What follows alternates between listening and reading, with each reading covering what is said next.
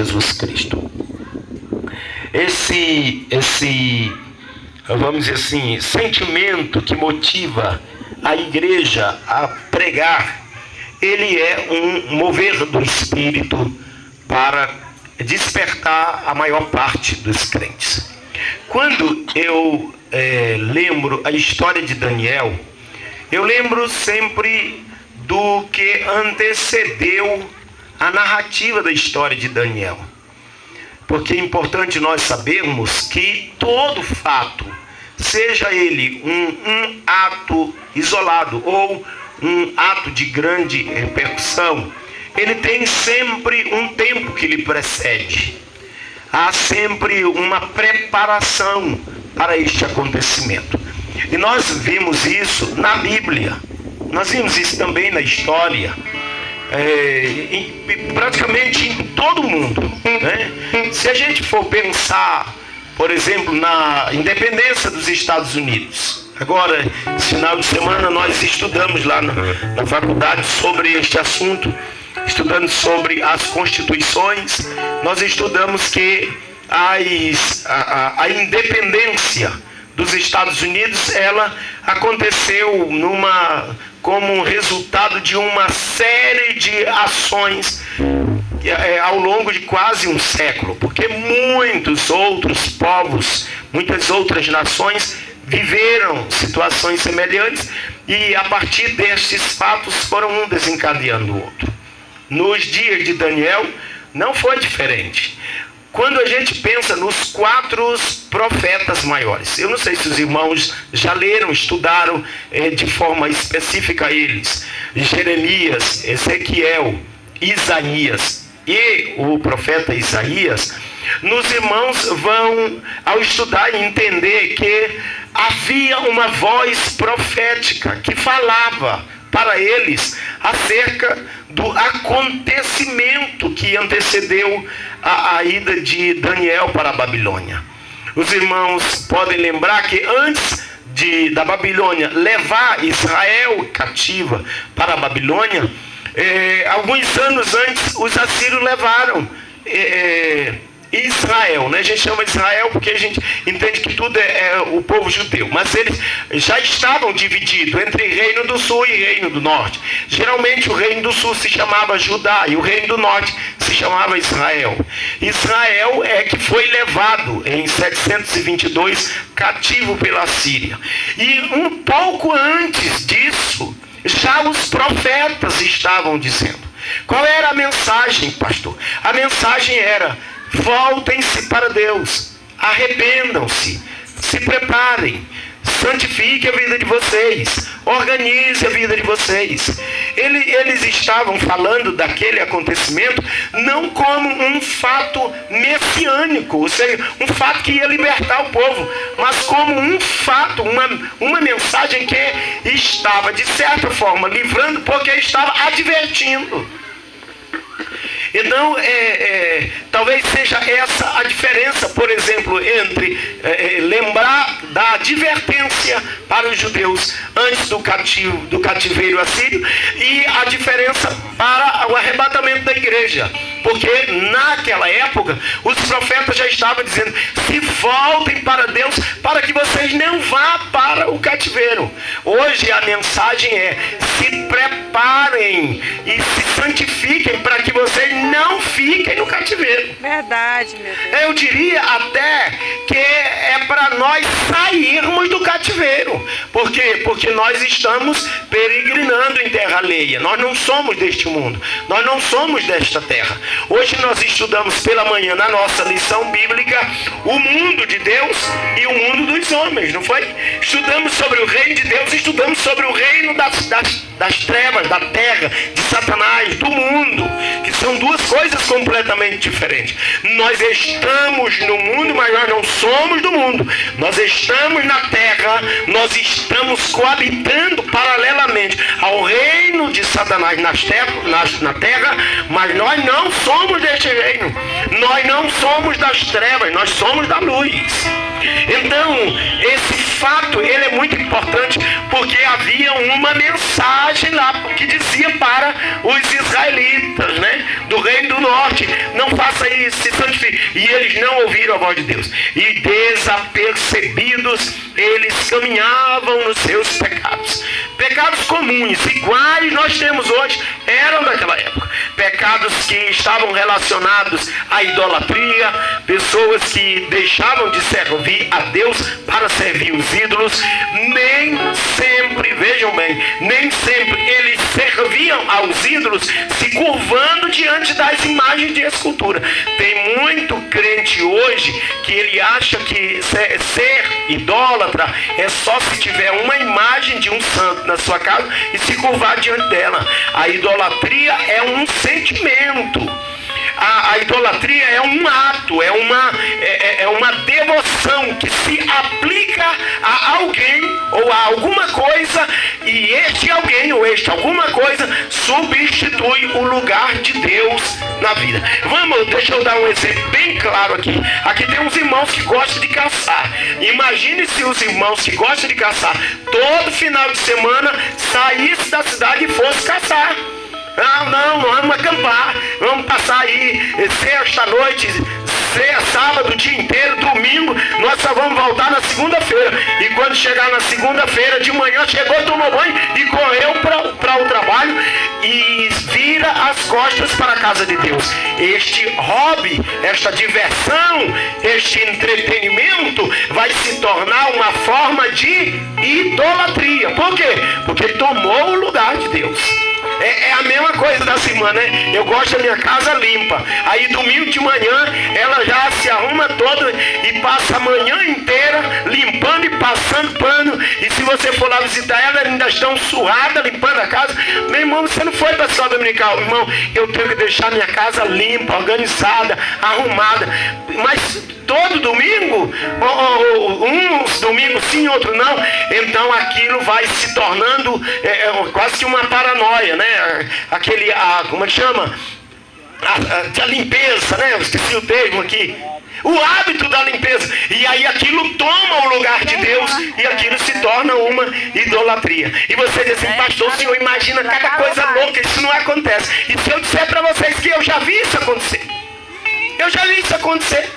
Gente que tem propriedade e aí ele pode fazer tudo, ele pode largar a propriedade para ir para todo lugar e fazer tudo, mas só não pode largar para a obra de Deus, para a igreja, porque ele tem que ir para a propriedade dele, ele tem que cuidar daquilo. E era isso que acontecia antes com Israel. Os irmãos podem ler, Jeremias está dizendo, Isaías está falando isso, só nesse aspecto. Aí tinha a questão da injustiça social, que eles queriam a qualquer custo, lucro, ganhos, etc.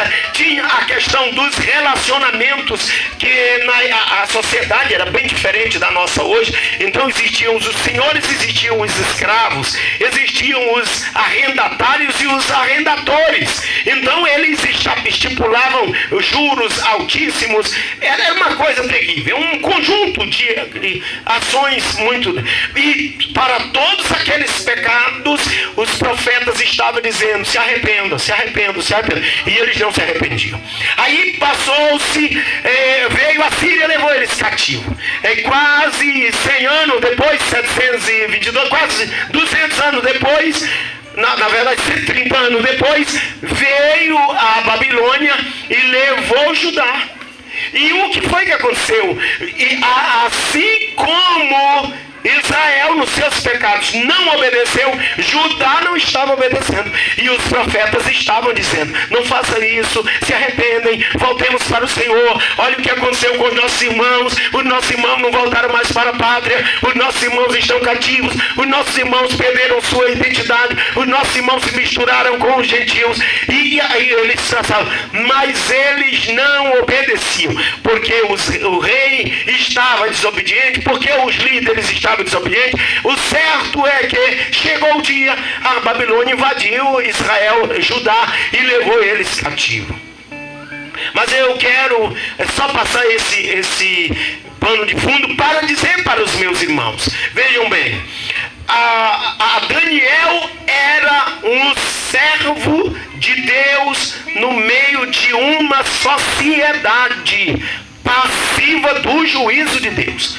Vejam bem, eu vou repetir. Daniel, e não era só Daniel, aqui a Bíblia cita Daniel, Ananias, Misael, Azarias e tantos outros que foram levados para a Babilônia cativo com ele, e outros que até ficaram ainda em Judá e sobre o governo da Babilônia. Eles estavam no meio de uma geração, no meio de um povo corrompido. Eles estavam lá e eles sofreram as consequências da existência naquele lugar. Pastor, você diz assim, o que é que isso tem a ver conosco? Isso tem tudo a ver conosco. Onde é que nós estamos? Nós já estamos no céu ou nós estamos na terra? Nós já estamos no paraíso ou nós estamos ainda peregrinando num deserto, uma nossa morada? Ou nós já chegamos na nossa morada? Nós não chegamos. A promessa de Deus para a igreja é que ela marche. E a igreja é formada de transeantes, pessoas que chegam e saem, pessoas que estavam lá no mundo, aceitam Jesus, são alcançados pela graça de Deus, morrem e vão para o céu, e a igreja continua.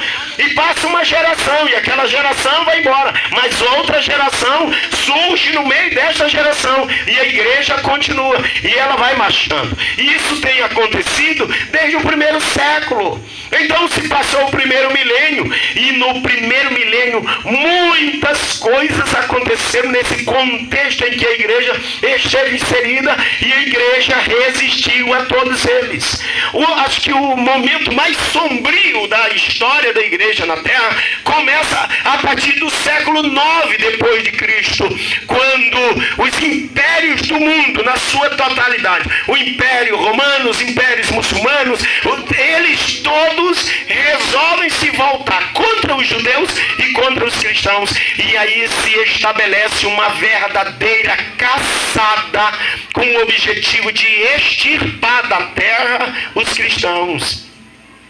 Mas a igreja esteve lá, e aí chega o período das cruzadas, entra o chamado a era áurea da idade das trevas, que se consolida pela intensificação dessa perseguição à igreja. Mas a igreja estava lá, os crentes estavam lá. Onde era que eles adoravam a Deus? Nos templos suntuosos, no meio da rua? Tinha direito de fazer isso? Não, eles faziam isso nos cemitérios, à noite, nas cavernas, nas catatumbas. Eles faziam isso escondido, sem nenhum direito, perseguidos como se fossem as piores criaturas do mundo, mas eles estavam lá servindo a Deus.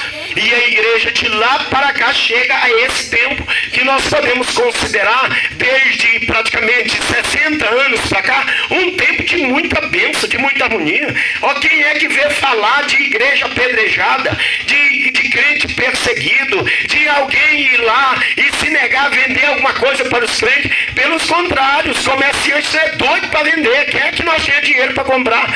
Mas não era assim, não foi assim até 30 anos atrás em muitos lugares. E eu me refiro a nós aqui, porque saindo desse nosso contexto, o que é que nós temos igreja vivendo no mundo? Nós temos igrejas perseguidas. Nós temos igrejas, por exemplo, na Coreia do Sul, na Coreia do Norte. Nós temos igreja na China, no Iêmen e em tantos outros países que eles não têm direito nem sequer de dizer: eu sou crente, eu creio em Jesus, porque é possível que eles tomem uma bofetada na cara na hora.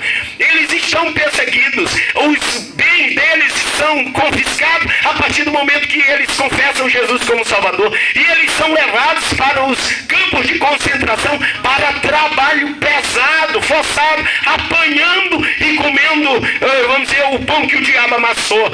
Mas eles estão lá.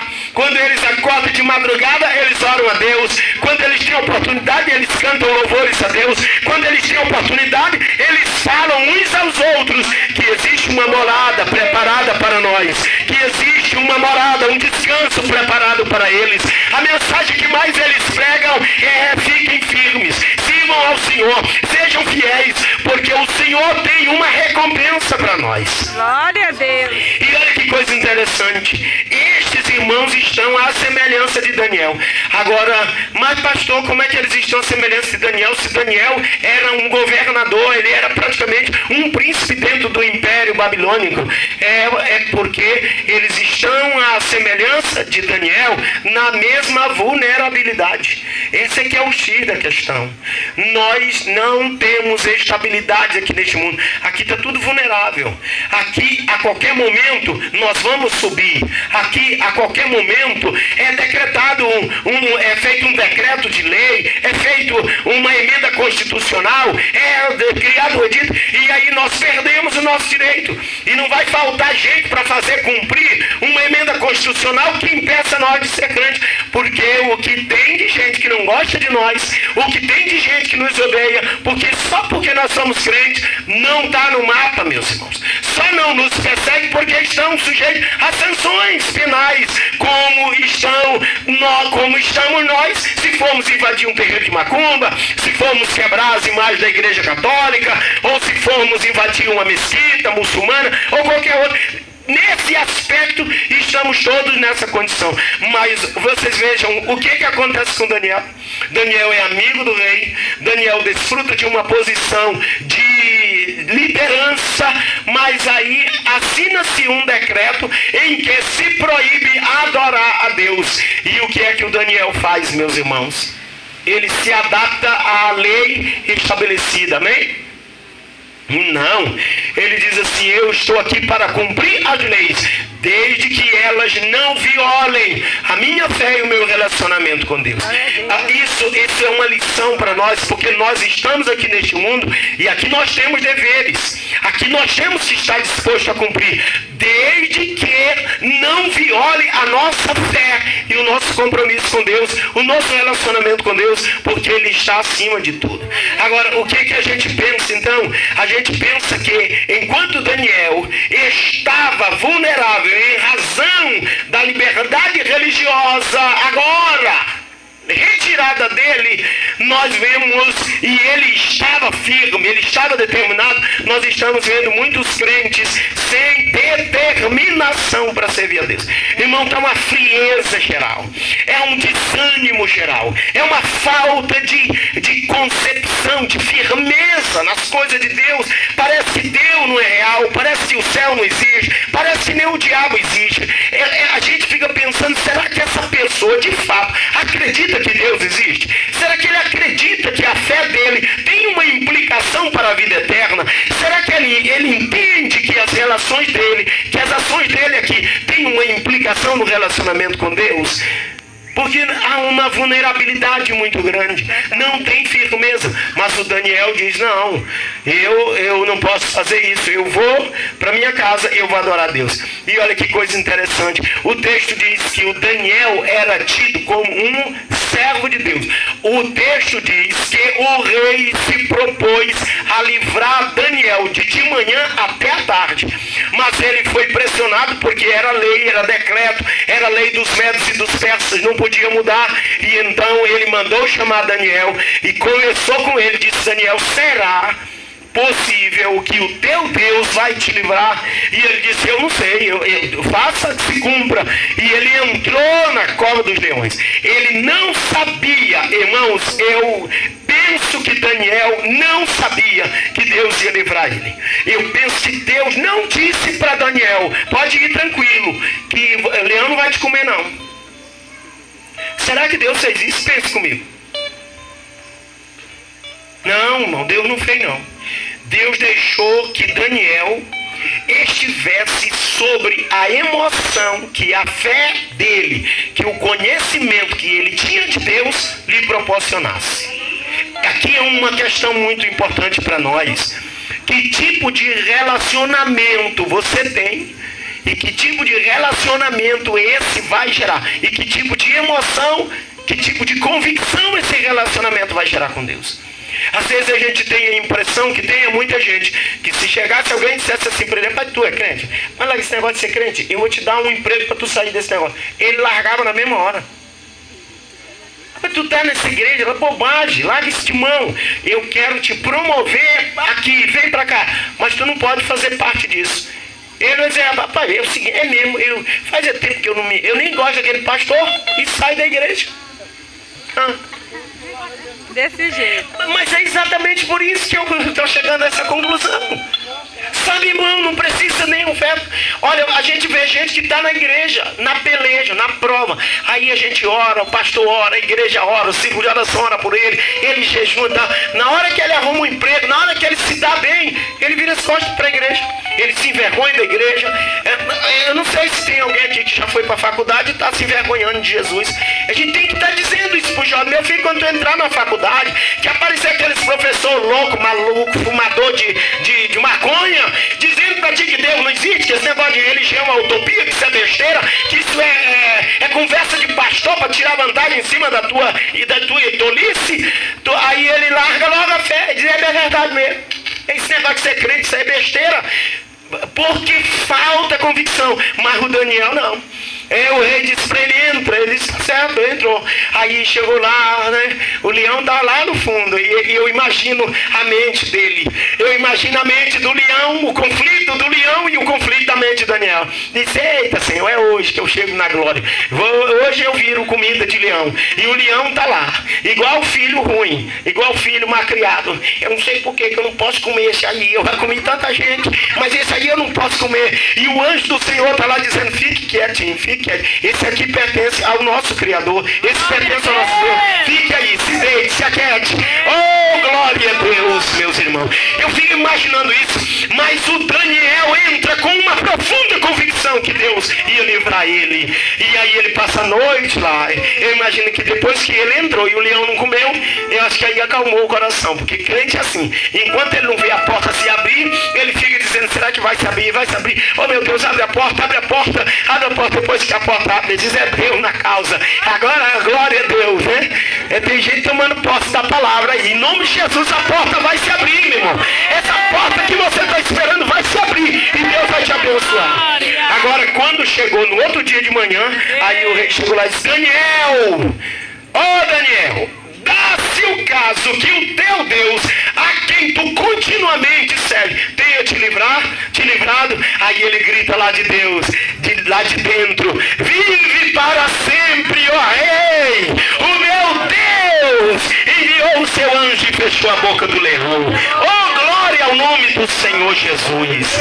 Isso é uma lição para nós. Uma lição para nós. Ainda que nós estejamos vivendo aqui em um mundo de invulnerabilidade, de tantas possibilidades de coisas ruins acontecer, nós temos a convicção, o nosso Deus está conosco e Ele vai nos guardar, porque Ele nos ama. A irmã aí chegou aqui, cantou o hino, pode clamar que Deus está te ouvindo. E eu fiquei pensando aqui, que privilégio, que carinho tão grande é esse do Senhor Deus. Mas é assim mesmo. Ele disse isso para nós. Ele disse, como um pai se compadece do filho a quem serve, assim eu me compadeço de vocês. Ele disse, como uma mãe acaricia ao peito o filho que amamenta, assim eu cuido de vocês.